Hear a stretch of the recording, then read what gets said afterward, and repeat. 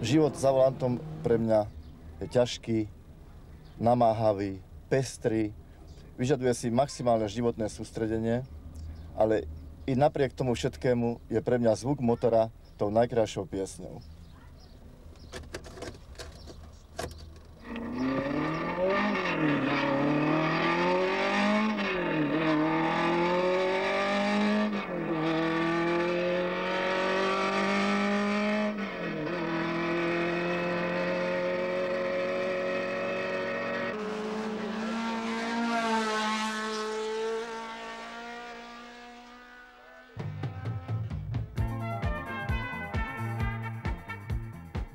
Začať rozprávať o človekovi, ktorý strávil prevažnú časť života za volantom, nie je jednoduché. Je mnoho otázok, mnoho námetov a nekonečné množstvo spomienok.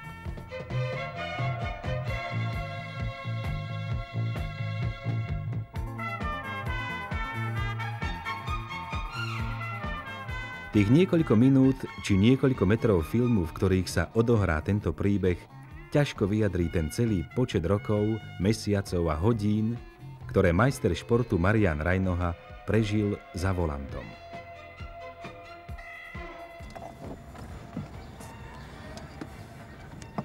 Jedna tu mám 17, ako ma počujete, prepínam. Dajte správu. Nemá tam prosím vás nejaký odkaz? Áno, máte sa dostaviť o 14:00 do Mlynskej doliny pred Novú Vrátnicu. Rozumiem, ďakujem.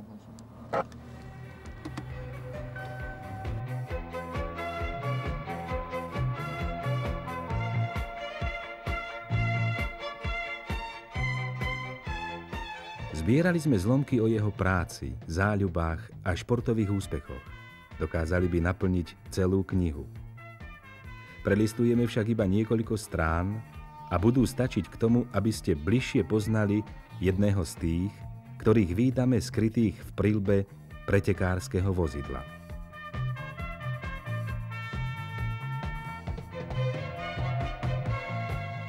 Veľa toho nenavraví, nie je ľahké nájsť k nemu cestu. No patrí u nás medzi najskúsenejších jazdcov a najspoľahlivejších taxikárov.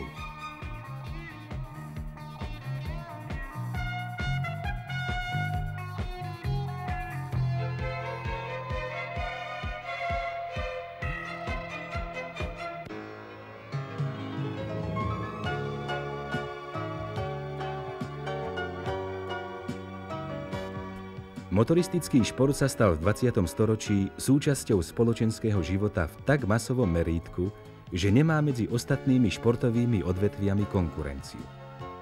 Aj keď sa futbalové štadióny na celom svete naplňajú fanúšikmi, predsa tento šport pestuje aktívne len zlomok týchto ľudí. Oveľa lepšie je na tom motorizmus, pretože na celom svete jazdí 350 miliónov automobilov a ďalšie milióny jednostopých vozidiel. Takú masovú základňu môžu motorizmu závidieť všetky športové odvetvia.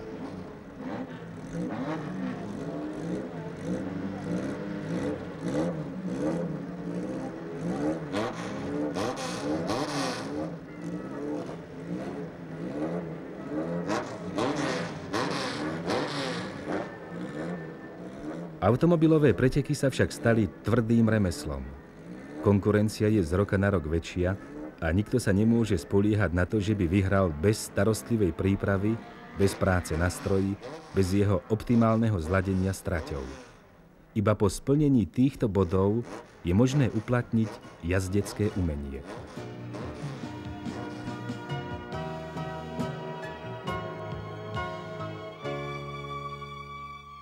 Tak športová kariéra sa začala moja vlastne v 15 rokoch, keď som začal teda jazdiť na pionieri v tej dobe.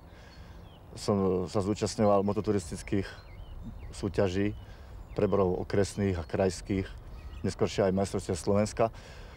Neskôršie som presedal na typ ČZT 125, 250 a 350.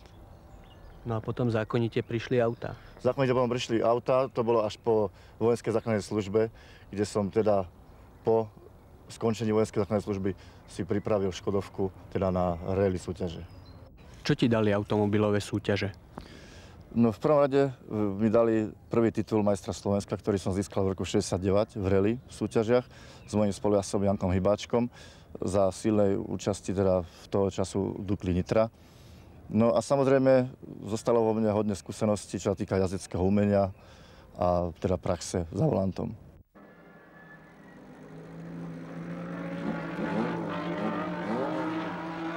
Aj motoristický šport má svoje vrcholy, vysnívané hranice a statočných dobyvateľov.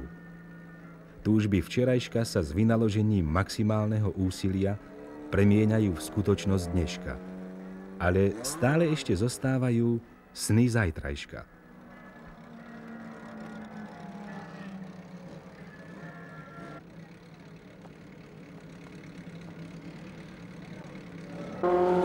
Každé preteky sa začínajú mávnutím štartérovej vlajky. A každý zlomok sekundy, ktorý jazdec od tohto okamihu stratí, môže rozhodnúť o víťazstve alebo o prehre. Dosiahnuť úspech to znamená byť lepší ako súper. Pád je vždy rýchlejší ako vzostup. A nie vždy sa potom nájdu sily na nové cesty k úspechu. Mal si alebo máš nejaký jazdecký vzor? Nakoľko som vystriedal, dá sa povedať, skoro všetky disciplíny automobilové, okrem autokrosu, teda súťaže, závody do vrchu a okruhy. Zobral som si príklady väčšinou teda z týchto špičkových jazdcov, ktorí viedli toto závodné pole. Samozrejme som bral si vzor z pretekárov, ktorí mali odvahu, ktorí využili svoje možnosti na hranice svojich možností a teda schopností. No a samozrejme mal som rád vždy teda kolegov takých, ktorí boli korektní na trati a vždy, keď sme teda po závode si mohli povedať, že sme teda závodili fair play hru.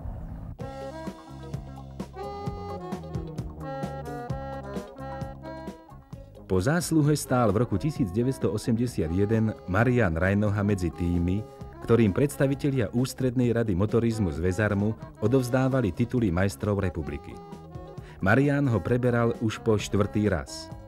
Radosť však bola o to väčšia, že k titulu majstra republiky dostal aj titul majstra športu.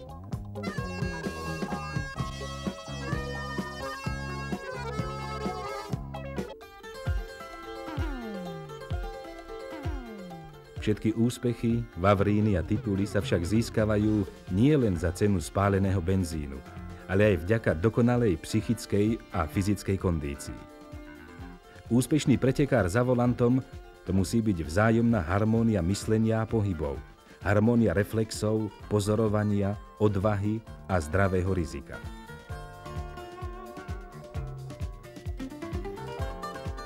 Všetky tieto vlastnosti musí pretekár nielen získať, ale si ich aj udržať.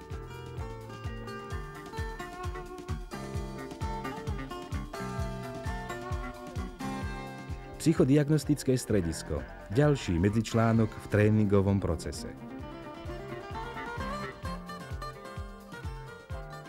Tvrdá hodina pravdy. Previerka pozornosti, postrehu, sústredenia, periférneho videnia, rýchlosti a vôbec všetkých vlastností, ktoré pomáhajú pretekárovi predvídať situáciu, ktorá môže prísť, alebo bleskovo reagovať na situáciu, ktorá už nastala.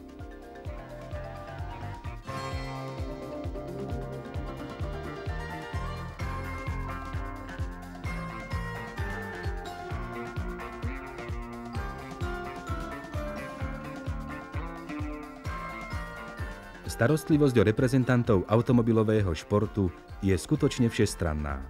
Pravidelné psychodiagnostické testy, pravidelné lekárske prehliadky.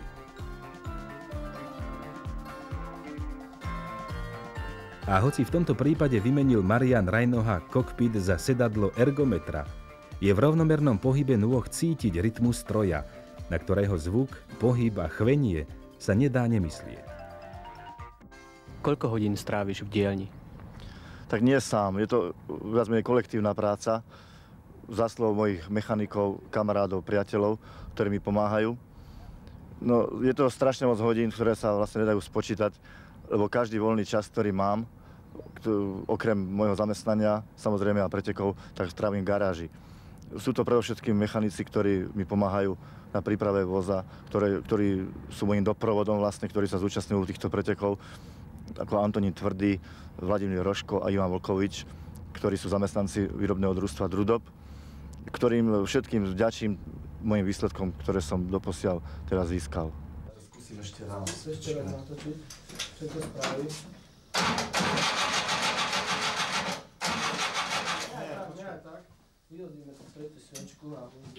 V putovaní za profilom pretekára, majstra športu Mariana Rajnohu, sme vás ešte však nezaviedli do laboratória, kde sa v zložitých receptúrach rodia nápady, úspechy či listy vavrínových vencov. No jasné, daj. To môžeš čudovať. To dáme dole. No teraz to musí No, ono by to malo byť. Mali by sme to tak spraviť, že skúsime potom ešte aj druhé triesky k tomu dať. No. Dobre. No. No skús to ísť natočiť, že čo to spraví. Počkaj.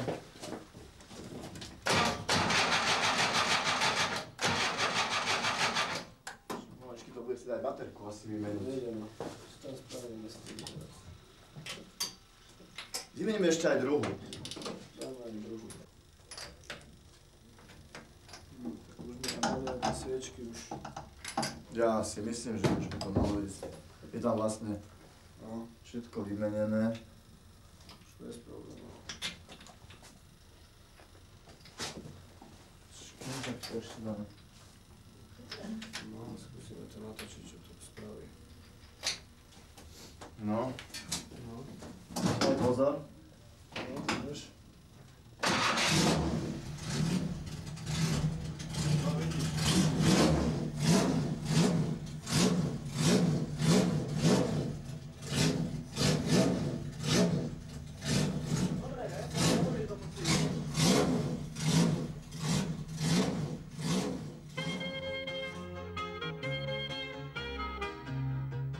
Koľkokrát sa zopakuje ten nekonečný proces výmeny či zámeny jednotlivých častí vozidla. Koľkokrát treba auto pripraviť na preteky. Koľkokrát naložiť a koľkokrát vyložiť. Hoci je práca mechanika skrytá za slávou a úspechmi automobilového pretekára, bez drobnej mravenčnej práce toho svojho mechanika si žiadny pretekár nevie predstaviť svoj pretekársky život báni úspechy.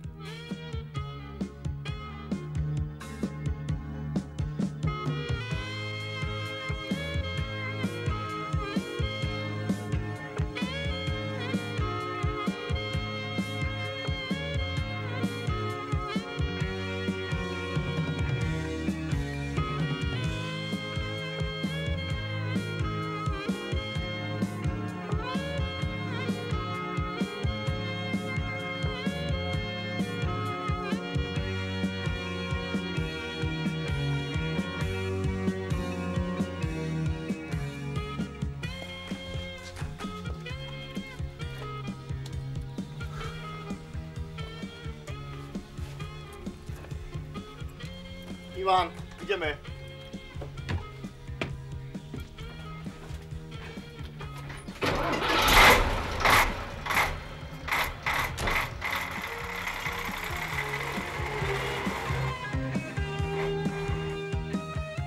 Nekonečné množstvo kilometrov sa krúti na tachometroch vozidiel, ktoré riadi Marian Rajnoha.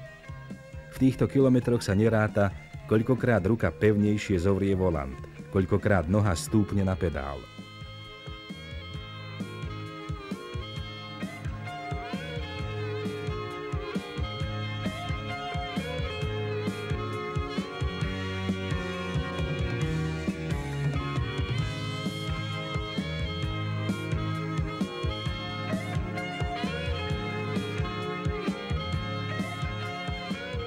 platí len jedna rovnica.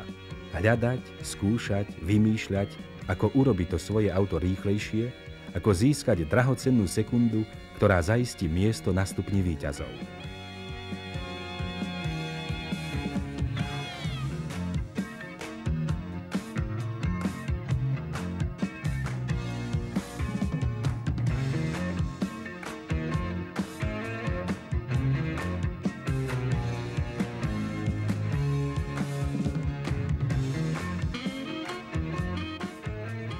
Aké máš zázemie? Čomu vďačíš za svoje úspechy?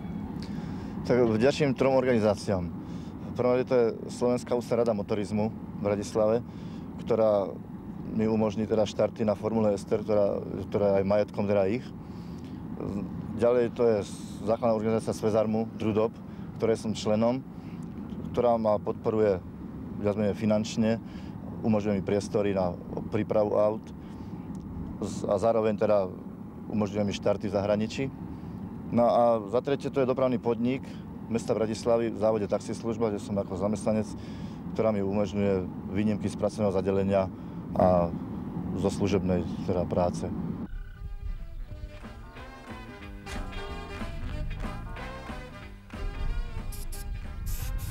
Pripravené, Ivan? Áno. Koľko má vpredu? 1-1. Vzadu? 1-2. No tak vyskúšame si niekoľkokrát brzdenie. Otlač ma dozadu na čiaru a priprav si stopky, dobre? Dobre.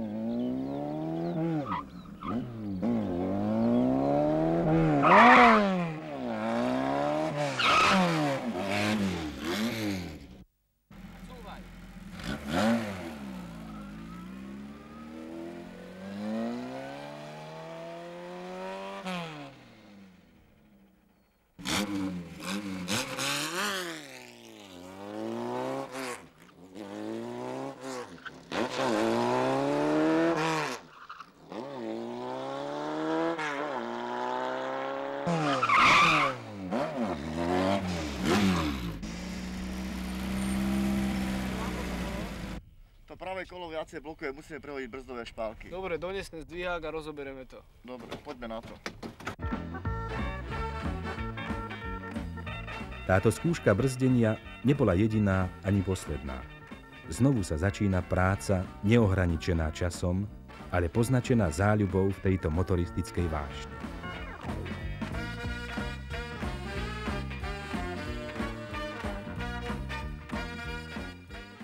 Aký je rozdiel medzi pretekárskou dráhou a Bratislavskou ulicou? Tak rozhodne pretekárska dráha, na ktorej sa zúčastňujem, mám pocit istoty, bezpečnosti. Jednak sú tam vozidlá perfektne pripravené na dobrom technickom stave a sú to pretekári, ktorí sú na vysokej profesionálnej úrovni. Kdežto v bežnej cestnej premávke neviem, s kým mám dočinenia, čo to je za šoféra, či aké má reakčné schopnosti. Myslím si, že moju schopnosť uplatním v bežnej cestnej premávke takisto. Ovšem musím si uvedomovať jedno, že bežná premávka nie je pretekárska dráha. Piešťany. Dejisko najväčšieho motoristického podujatia na Slovensku.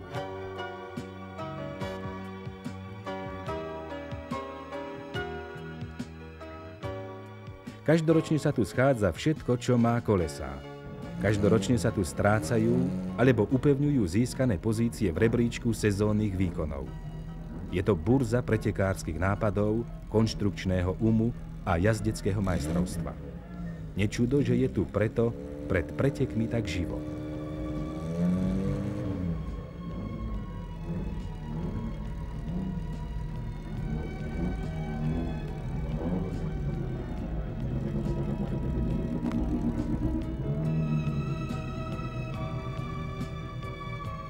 V sústredenej príprave sme tu našli aj Mariana Rajnohu.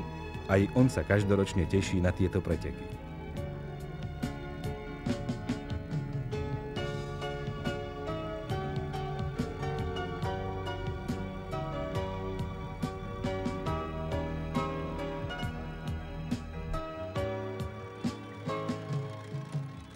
Trať pozná ako svoju dlaň a hoci je rýchla, spolu s ostatnými pretekármi ju považuje aj za bezpečnú. Dá však zabrať vozidlu. Sú to úseky, kde sa jazdí v maximálnych rýchlostiach.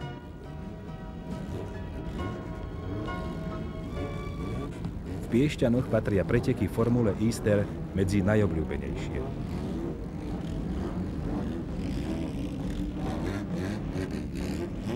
Nikdy nebýva núdza o prekvapenie, ktoré je korením a soľou všetkých motoristických súťaží.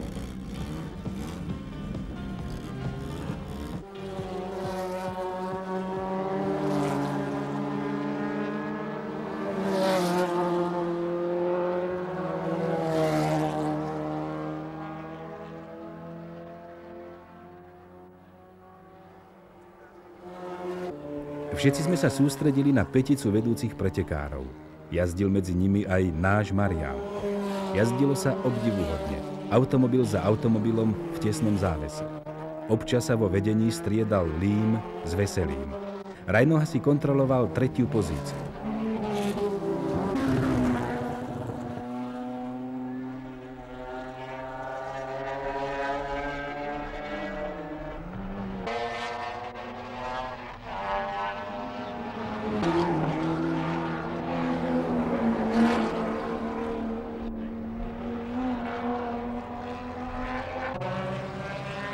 Prišlo však 8. kolo a z pretekára sa stal divák. Pre závadu na vozidle musel Marián Rajnoha odstúpiť.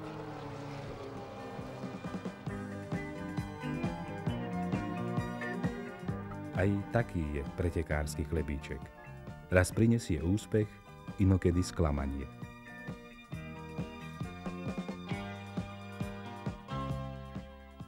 Dokedy ťa budeme vídať na pretekárskej dráhe? Tak rozhodne táto športová disciplína není ohraničená vekovou, teda hranicou. Myslím si jedno, že príde čas sám, kedy sa rozhodnem, že zanechám túto športovú činnosť. Pretekám 14 rokov, získal som 4 tituly majstra republiky, 8 titulov majstra Slovenska. Viem jedno, že momentálne v dnešnej dobe mám schopnosti ešte, či fyzické a kondične, také, že budem jazdiť ďalej.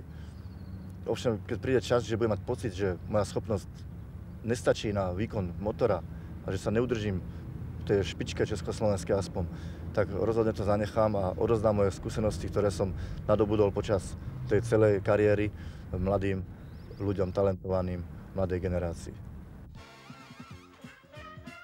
Aj tento šport má svoje vrcholy, vysnívané hranice a statočných dobyvateľov. Túžby včerajška sa s vypätím všetkých síl menia v skutočnosť dneška. Ale stále ešte zostávajú sny zajtrajška.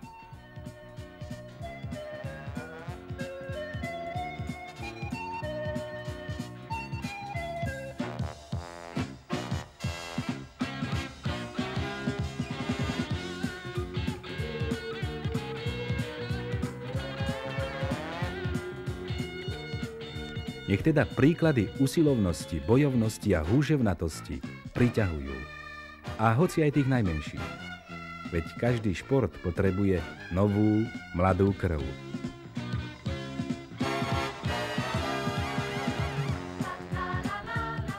Príklad majstra športu Mariána Rajnohu je presvedčivým motívom čestného športového zápolenia, vôle, odvahy, prehiera víťazstiev, ktoré prináša život za volantom.